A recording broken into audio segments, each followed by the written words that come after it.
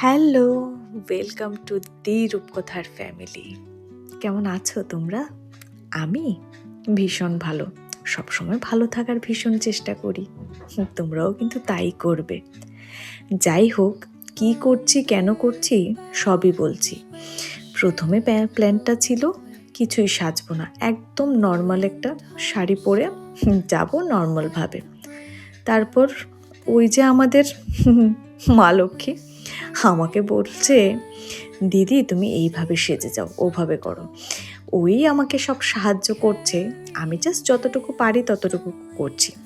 একে তো আমার মেকআপ করতে কিংবা প্রচণ্ড সাজগোজ করতে আমার ভীষণ আলসে লাগে, তার উপর তা আবার আমার পছন্দও নয়।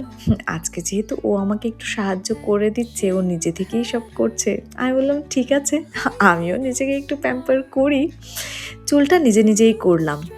সামনের জায়গাটা করার সময় তানি নিজেই করে দিয়েছে, আর পেছনের জায়গাটা আমি নিজেই করলাম। তারপর দেখলাম না, ভালোই তো হয়েছে। তবে যাই হোক, আজকে যাচ্ছি একটা বিয়েতে।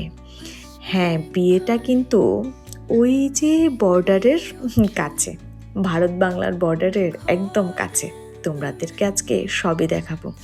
দাঁড়াও, আগে লিপস্টিকটা একটু পরি। আর আজকালকার তো আমরা লাল কমলা গোলাপি রং ছেড়ে সবাই নিউড শেডে চলে এসেছি, সেটাই পরছি। আর চোখের উপরে একটুখানি আইশ্যাডো দিলাম। কেমন লাগছে বলো তো? দাঁড়াও, তোমাদেরকে একেবারে শাড়িটা পরে তারপরেই দেখাচ্ছি। আর বিয়ে থেকে কে যাচ্ছি? কেউ না গো, আমি আর ও। আর সাথে যাবে হয়তো বাবা, যেতে পারে, সেটাও নট শিওর। দাঁড়াও লাস্ট পর্যন্ত দেখি বাবা যায় কি না। দাঁড়াও, আস্তে আস্তে তৈরি হয়ে নি। ও, আস্তে আস্তে হলে তো হবে না, একটু তাড়াতাড়ি হতে হবে।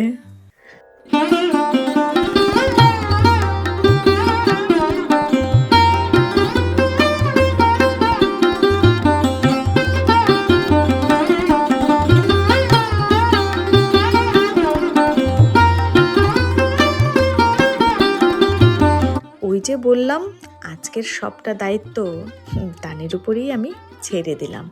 শাড়িটাও ভেবেছিলাম নর্মালভাবেই পরবো, আর গলায় কি পরবো না পরবো সবই কিন্তু ওই ঠিক করে দিয়েছে। তো এই শাড়িটা কিন্তু আমার না, এই শাড়িটা মায়ের। আর মায়ের শাড়ি গায়ে জড়াতে কার না ভালো লাগে বলো তো? কোন মায়ের বুঝতে পারছো না? আমার ওই বাড়ির মায়ের। তবে হ্যাঁ, সাজগোজ যেটাই হোক না কেন, শাড়িতে কিন্তু আমি ভীষণ কমফোর্টেবল। আমার কাছে মনে হয় বিশেষ করে আমরা বাঙালি মেয়েরা কিংবা আমরা ইন্ডিয়ান মেয়েরা যখন শাড়ি পরি, আমি তো বলবো ভারতের বাইরের মেয়েরাও যখন শাড়ি পরে, লুকটাই অন্যরকম হয়ে যায়। শাড়ির সাথে কিন্তু সম্মান, ভালোবাসা, জীবনের রং, অনেক কিছু ওতপ্রোতভাবে জড়িত। তাই শাড়িটা আমার ভীষণ প্রিয়।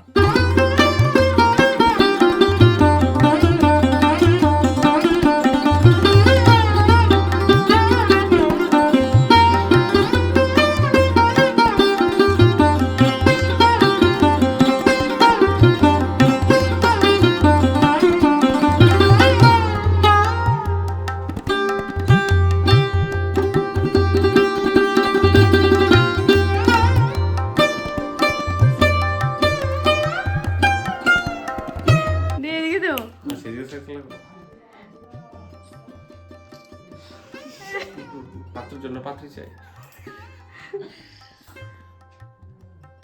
ওই দিয়ে আমি একটু দাঁড়াই তুলছে গ্রুপটারে দিয়ে এই ছি ছি বাবা, ভালো লাগতেছে না একটু।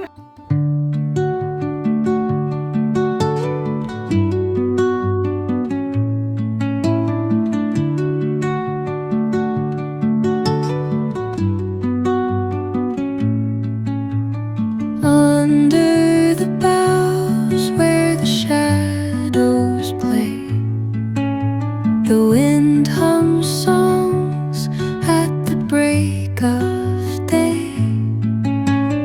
whispering শেষমেশে বাবা আমাদের সঙ্গে যাচ্ছে, কারণ এত রাতে একা বেরোচ্ছি তো আমরা দুজন, আর ওই সাইডটা ওই যে বললাম একেবারেই সীমান্তের কাছে।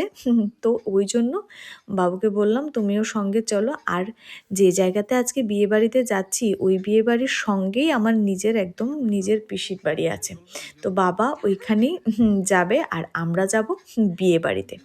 চলো এবার যাওয়া যাক। আগরতলার অবস্থা এমনই গো। না ঠিক আছে, তুমি বলছো আমার ফোনে দেখা নাই দুইটা পয়েন্ট সেটা ওরে।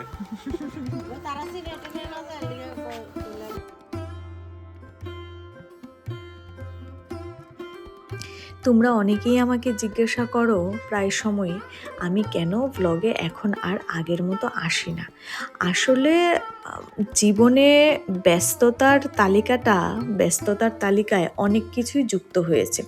এই দাঁড়াও, এই যে চলে এলাম সীমান্তের একেবারে কাছে, দেখতে পাচ্ছ এটা কিন্তু ভারত বাংলা সীমান্ত দেখা যাচ্ছে। এই যে লাইটগুলো দেখতে পাচ্ছ এটা কিন্তু একদম ভারত বাংলা বর্ডারের লাইট। একটু ভয়ও করছে, যাই হোক দেখতে কিন্তু আবার মনের মধ্যে ভীষণ প্রশ্ন জাগছে। এই দাঁড়াও, বিয়ে বাড়ির একেবারে সামনেই চলে এসেছি, দাঁড়াও যাই আগে।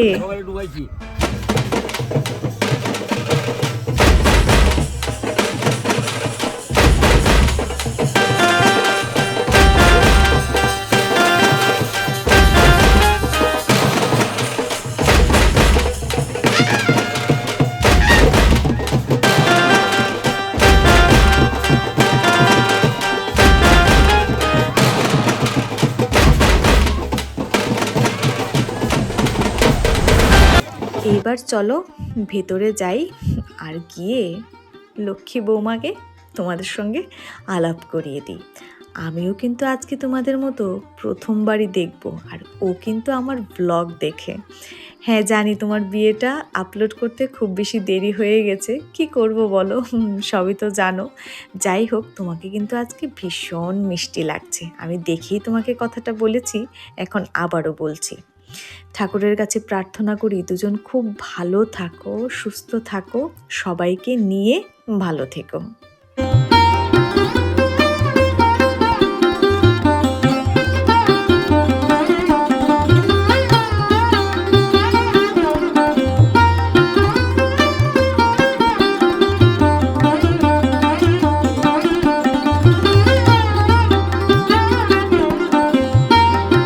আর এইখানে হলো আমাদের বরমশাই। আজকে জয়কে এত সুন্দর লাগছে, ঠাকুর করুক ঠাকুর না করুক আমার যেন নজর না লেগে যায়। সত্যি জয়কে আজকে ভীষণ ভালো লাগছে। আসলে বিয়ের দিন অনেকেই বলে বিয়ের জল গায়ে পড়লে নাকি গ্লো এমনিতেই বেড়ে যায়। কি তোমাদের কি মনে হয় কথাটা কতটা সত্যি বলো তো? আমার কাছে তো সত্যিই মনে হয়, কারণ আমার অভিজ্ঞতায় সত্যি প্রমাণিত হয়েছে। তোমাদের কার কি অনুভূতি, কি কি অভিজ্ঞতা আমাকে কিন্তু নিচে কমেন্ট সেকশনে জানাতে একদম ভুলবে না। আর এইখানে বিয়ের নিয়মকানুন কিন্তু অলরেডি শুরু হয়ে গেছে। আমরা খুব বেশি দেরি করব না, এর মাঝেই একটু ডিনারটা করে নেব, তারপর সঙ্গে সঙ্গেই বেরিয়ে পড়ব, কারণ যাওয়ার সময় অনেকখানি রাস্তা। একটু পরেই কুঞ্জ শুরু হয়ে যাবে, জানি না কুঞ্জ দেখতে পাবো কি না। এখানে ভাবলাম তোমাদের সঙ্গে বিয়ের আসরটা একটু শেয়ার করি। এখানে দেখো আমাদের বাঙালির বিয়ের নিয়ম, হাজারটা নিয়ম। আমরা সবসময় চেষ্টা করি সব নিয়মগুলোকে মাথায় রেখেই যেন সব কাজটা ভালোভাবে সম্পন্ন হোক। আর দাঁড়াও, বিয়ের গেটটা কিন্তু দারুণ হয়েছে, সুন্দর না? একদম বাঙালিয়ানা একটা থিমে করা হয়েছে। ওই যে বললাম মাঝেই ডিনার করে নেওয়ার প্ল্যানটা ছিল, সেটাই করে নিলাম, সেটা আর ভিডিওতে আনলাম না। দাঁড়াও, এই বাড়ির আরেকজন গুরুত্বপূর্ণ সদস্যর সঙ্গে দেখা করিয়ে দিই, আমাদের পাপনদাকে বলছি তুমি এবার বিয়েটা করো। আর কতদিন ওয়েট করাবে আমাদের সবাইকে? নিজে ওয়েট করছো, সঙ্গে আমাদেরকেও ওয়েট করাচ্ছ। তবে যাই হোক, হয়তোবা নেক্সট ইয়ার, জানি না। Boughs where the shadows play. The wind hums songs at the break of day. Whispering pines, secrets untold. Carrying tales only the fold. পিছে যাইও তুমি। অনুষ্ঠান ছাড়া তো যাওই না, বউ তো দেখছো না। ওই যে বললাম, বিয়ে বাড়ির সঙ্গে আমার নিজের পিসির বাড়ি, যেখানে বাবু এতক্ষণ ধরে আমাদের অপেক্ষা করছিল, সেখানেই চলে এলাম। এইখানে পিসু আর পিসির সঙ্গে কথা বলে, সাগরের সাথেও ওদের প্রথমবার দেখা, ওনাদের সঙ্গে কথা বলে এখন আমরা বেরিয়ে পড়েছি। তোমরা কতদিন পরে আমার ব্লগ কে কোন জায়গা থেকে দেখছো আমাকে কিন্তু অবশ্যই জানাবে, বারবার এই কথাটা তোমাদেরকে আমি বলি। যাই হোক, চলো আজকের এই ছোট্ট ব্লগটা, মিষ্টি ব্লগটা এইখানেই এন্ড করছি। আর এই বিয়ের ব্লগটার ওয়েট কিন্তু অনেকেই করছিল, আমাকে কমেন্ট করে বলছিল কি বিয়ের ব্লগটা দেখতে পারলে, কেমন লাগলো তোমাদের, নিচে কমেন্ট সেকশনে জানাতে একদম ভুলো না। চলো এবার বাড়ি যাওয়ার পালা। আমার কথাটি ফুরলো, নটে গাছটি মুড়লো।